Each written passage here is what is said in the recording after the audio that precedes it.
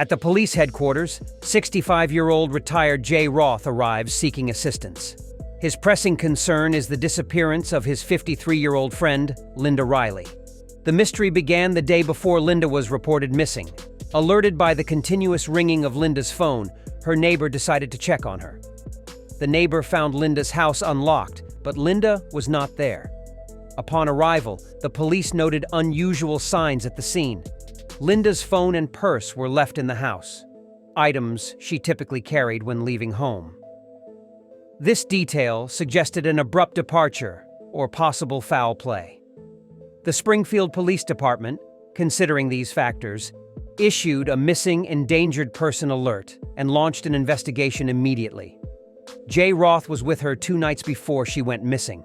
Detectives are aware of their recent contact and believe Roth could provide important information to help locate Linda. Jay Roth steps into the interrogation room of his own accord, having requested a voluntary interview. He is informed that he is not under arrest and retains the freedom to leave at any time during the interview. Last night it was about 3:10. I left. She said maybe she's gonna get some cigarette, but she's tired of going to bed. Asked me if I take the garbage out. Took that in the man and took that. And then when I got back to the house, I texted her.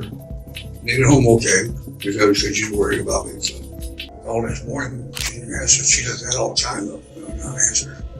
So, but I don't know. So I'm worried about her. During interviews with detectives, Jay's demeanor stands out. He appears honest, genuinely concerned, and eager to assist. Roth's earnest expressions and cooperative attitude paint a picture of someone deeply invested in finding Linda quickly. This urgency is because the chances of locating a missing person safely decrease as time progresses. Statistically, the first 24 hours are crucial. The likelihood of finding a missing person alive diminishes with each passing hour, raising concerns about their well-being. Roth's apparent eagerness to find Linda quickly could be interpreted as aligning with these facts. She's stressed out a little bit about these guys that have been coming over here. One guy particularly. Who was that she was stressed about? I was thinking the Floyd guy that come in the house, he was like drunk. So you just know him as he's a black male named Floyd. I saw him one time and I don't know what, he came in the house. And, you don't know Floyd's last name? No, not at all. So what did she say about that she was stressed out about? Oh man, the guy come in the house and he was halfway in the living room. She said, she kind of pushed him out the door, somebody went out, and then that fool ass, he come back over and he was drunk, is what they said. I don't know if he was or not. So what do you think? What do you think happened? I don't know, anything could happen with that neighborhood there. It's a bad neighborhood. There's all kind of going on there. Okay. In an unexpected turn, the detective suggests to Jay that the concerns surrounding Linda's disappearance could be overstated. He employs this strategy to assess Jay's true level of anxiety. Is Jay genuinely as troubled as he appears, or is his display of concern merely a facade to conceal his own involvement? Do you think that she maybe just left? No, she wouldn't leave without her dogs. Okay. Are her dogs still there? As far as I know, they were when I left. Could they still be there, you think? I think so. Okay. Jay made a revealing mistake. His claim that she wouldn't abandon her dogs caught the detective's attention. At that moment, there was no possible way for him to know that the dogs were still in the apartment.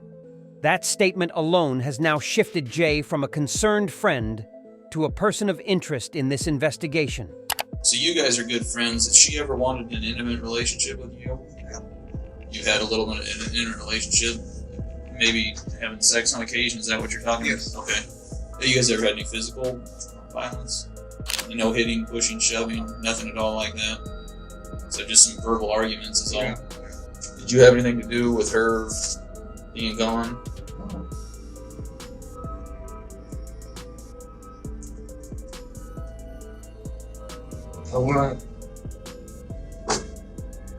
No.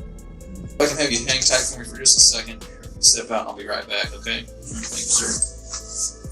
A day later, Linda Riley remains missing, and the likelihood of finding her alive is diminishing rapidly. Then, unexpectedly, Jay shows up again at police headquarters, bringing new information to the table. There's a couple, three things actually. Her ex, bigger, fuller hair. She come down to the house one morning after he'd sit on her and tried to shoot her up and missed and threw her in the spot. So, and she always had bruises on her arm when we grabbed her. So one time, she had this guy named Roger with her, and he stayed about a week or so. But the police came to the door and he hid in the bathroom because he didn't want it. He said, I don't know his last name or anything else. I told her, you got too many weirdos coming over and stuff like that. I'm just putting things out there as possibilities. I was thinking. At this stage, the detective is becoming increasingly skeptical of Jay's narrative. He's constructing a story with several possible suspects, which appears to be a strategic attempt to steer any suspicion away from himself. You asked if I've ever hit her or she hit me. I haven't. But there was one occasion when I was I took her over to see this guy she wanted to see. He dropped her off, but he wasn't home. They told her, what are you doing? Well, I'm going to take you home. I don't want to go home. Well, I'm not going to let you out here. I want out. Like, don't jump out here. Let me take you home. And she reached over to grab the horn in my hand. I went up like this, and it went in her mouth. She thought it was an accident completely. Linda filed a formal complaint against Jay, accusing him of assault after she declined sexual intercourse upon learning of the ongoing police investigation. Jay proactively returned to the police station to clarify his side of the story. There's been a few people that have mentioned she was afraid of you. Do you know why they would tell us that? Because of that accident, she thought I was doing something, but I wasn't. But then we talked afterward, it was okay. But she wasn't afraid of me for that. What do you say to some of these people that kind of have said that she's scared of you, that you've been violent with her? I haven't been violent with her. I don't know where that comes from. You don't know why those people would say that? Because the biggest hang up today, because we've talked to so many people, and there's no trace of her or anything after you leave the house, a little after 3. How do we, where do we go from there? Hang on 1 second, right back. We'll get you out of here in just a minute, okay? After his second interview, Jay was once more allowed to go home as authorities lacked sufficient evidence to keep him detained. While Jay may interpret his repeated release as a sign of the detective's faith in his innocence, in reality, suspicion towards him is growing. 3 days later, Jay Roth was summoned back to the police station for a polygraph test. Despite being eager to assist, such as in the case of a missing friend, agreeing to a polygraph can indicate concern and cooperation.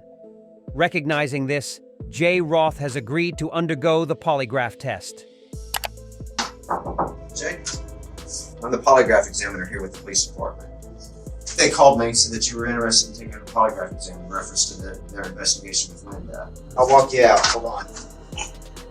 If you look straight ahead for me, Jay, I'll get you dialed back in and we'll begin. Are you physically responsible for Linda Riley's disappearance from her residence on February 27th, 2012? Did you physically remove Linda Riley from her residence on February 27th, 2012? Did you physically cause the death of Linda Riley on February 27th, 2012? During the initial 2 interviews, Jay appeared remarkably calm, displaying a relaxed and friendly demeanor as he sat back in his chair. However, as the investigation progressed and Jay became a primary suspect, the seriousness of his situation seemed to sink in.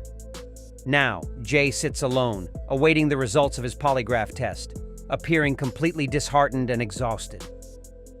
Moments later, the detective enters the interrogation room and updates Jay on the investigation, mentioning that search warrants have been issued for his Vaughn and home. Well, we got the results back, Jay, and it's kind of what we both knew. You failed it pretty bad. So let's just cut to the chase. Tell us what happened. Let's get this over with. It's been a long day for us all. Our crime scene technicians, they're out at your house. They've been serving a search warrant at your house pretty much all day. And there's some more stuff that's been located at your house that's, again, it's not looking good for you. Obviously, there's going to be some explaining to do. And I'm going to be curious about what kind of deal you're going to come up with now. We need to get this over with, quit these games. We know something happened. How it happened, I don't know. And that's what I'd like is your reason. Did she come after you? You know, maybe something happened that wasn't good. Whatever it is we need to know, Jay. You need to tell us. And a mistake occurred. We all make them, okay? And that's all that it was, Jay. That's all that it was. It was a simple mistake, one that, you know, let's just deal with, okay? I know you did not go over there with the intent. It was a mistake. It was a freak occurrence, okay? That's what it was. It's just a freak occurrence. I know that's what it was. It just was a freak thing, wasn't it? Yeah. Despite of the confession, there is still a worry that Jay might recant in the future, stating that the confession was coerced. Therefore, the detectives require Jay to lead them to the body, providing physical evidence that the murder indeed occurred. We were talking on the couch and stuff. Get along just fine, and all. We were talking about her getting out of there, like I said. And I don't know.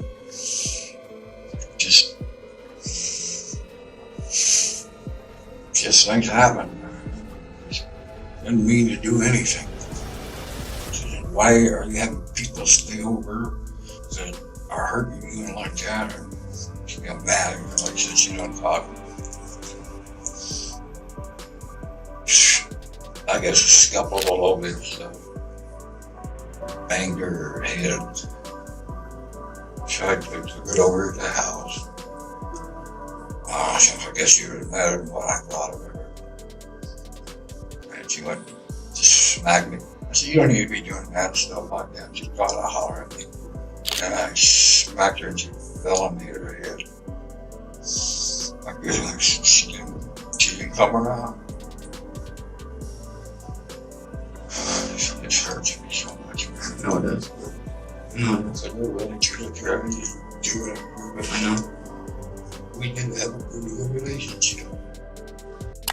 Throughout the interviews, Roth consistently expresses his affection and admiration for Linda, emphasizing his role as her protector.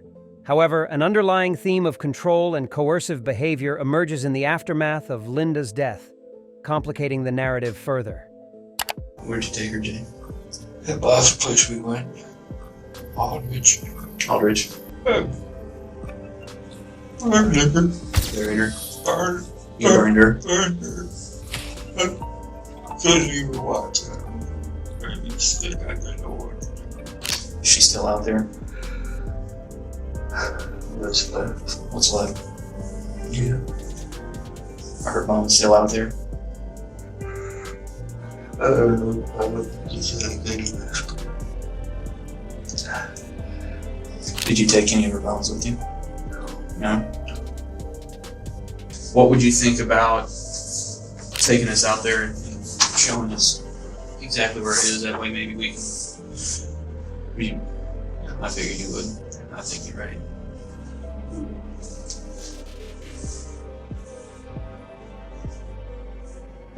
I didn't need her. I can't work on her again.